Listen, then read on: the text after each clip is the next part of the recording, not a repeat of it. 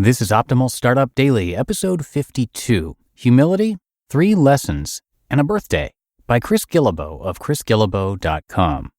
And hi again, I am Dan, and I'm your host here, your personal narrator of all things entrepreneurship, and I am here every single day reading to you from great blogs on the subject.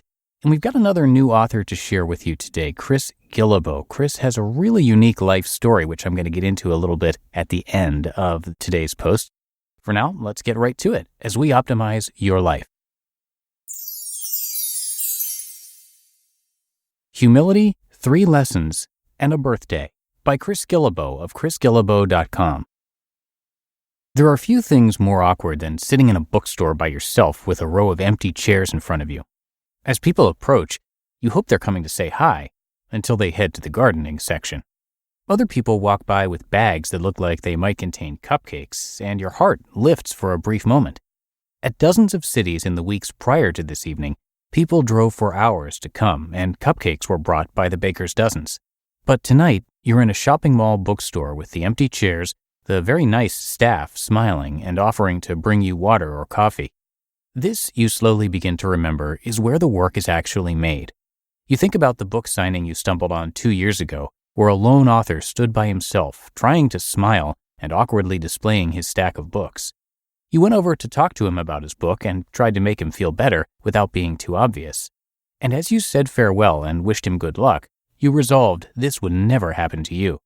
But here you sit, looking out at empty chairs. It matters not how many Twitter followers you have around the world, since apparently none of them live in this small town. You ask yourself, would you still do this work if no one cared? It's a hard question, but eventually you answer, yes, I would. So you sit there and write these notes, determined to express gratitude for the chance to be alone and write. That's what a writer does, yes?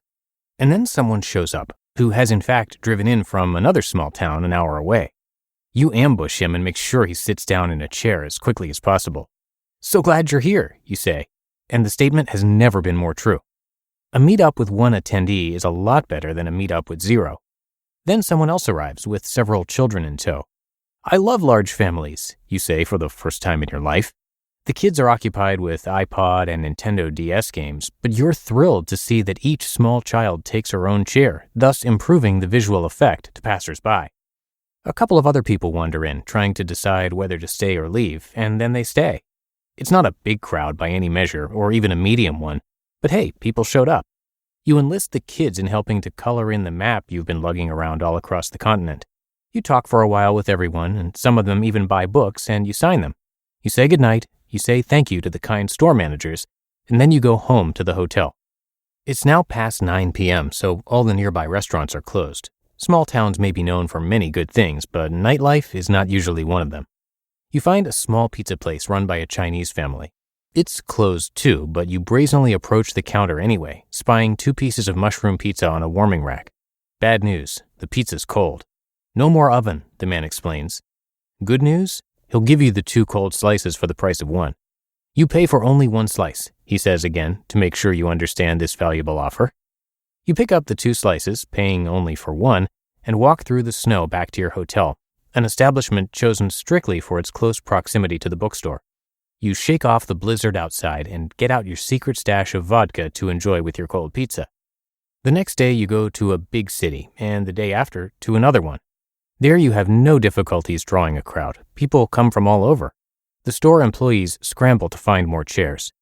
We had no idea so many people would come, they say, as you smile and remember the other night with far too many chairs. Cupcakes are brought and consumed. A good time is had by all, and you prepare to advance to a new stage of adventures. But before you move on, you reflect back on the contrast between the events and ask, what's the lesson here? You decide on 3 things. 1, embrace humility. Sometimes you'll fail, and while failure is overrated, having known them both intimately, you're fairly certain that success is much better, you know you can still learn something from every experience. It's always good to keep it real. 2, an artist makes art. As lovely and exciting as everything else can be, never forget to focus on the source. A painter paints, a musician makes music, a writer writes. Wander from the source at your own peril. And 3, when you ask for adventure, you don't always know what you'll get. That's how adventure works. You could choose the safe route and avoid the risk of disappointment, but a good adventurer would never do that. And for all these things and more, you are glad and grateful.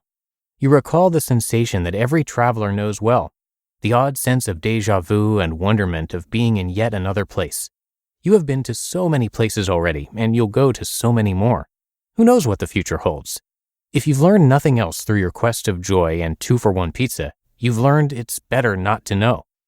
Far too many people lead lives of quiet desperation. But you know better, so you'll keep pursuing adventure to big cities and small towns alike. This, you believe with all your heart, is the only option worth choosing. You just listened to the post titled Humility, 3 Lessons, and a Birthday by Chris Guillebeau of chrisguillebeau.com. And thank you to Gusto. Instead of reading a script about Gusto's payroll and benefits, we wanted to tell you what small business owners say, the people who use Gusto every day. Here's what one business says. With Gusto, I think of payroll as a 30-second job. The website is so friendly and a joy to use. Friendly payroll? You don't hear that every day. Amy from Utah says, I love Gusto so much. They do our medical, dental, vision, and life insurance. It's so painless, it's like going to the spa, and we have great options and rates even though we're a super small team. Health insurance? Like going to the spa? Wow. And here's what Amneat says about Gusto's support team. Whenever something comes up, I reach out and literally 24 hours later, they tell us what to do or assure us that they've already handled it for us. Smart technology and friendly humans? That's cool. Honestly, the list goes on, and right now, our listeners get 3 months free when they go to gusto.com/OSD. Yep, 3 months of payroll, benefits admin, and more, totally free. Again, that's gusto.com/OSD. And thank you to Chris, who, as I mentioned, has a really unique story. He started his site, which he called The Art of Nonconformity, in order to chronicle his journey to every country in the world, which he in fact completed before his 35th birthday. He has a few books worth checking out as well. The Art of Nonconformity, which was translated into more than 30 languages, then The $100 Startup, which was a New York Times and Wall Street Journal bestseller, selling more than 700,000 copies worldwide, and his book The Money Tree is all about finding the fortune in your own backyard. He also hosts the popular World Domination Summit in Portland, and you can come by chrisguillebeau.com for a lot more, and I have his site, including the spelling of his name, of course, linked in this episode's description. And I think that does it for me today. I thank you, as always, for being a subscriber to our show. Hope you have a great rest of your day, and I'll see you back here tomorrow, where your optimal life awaits.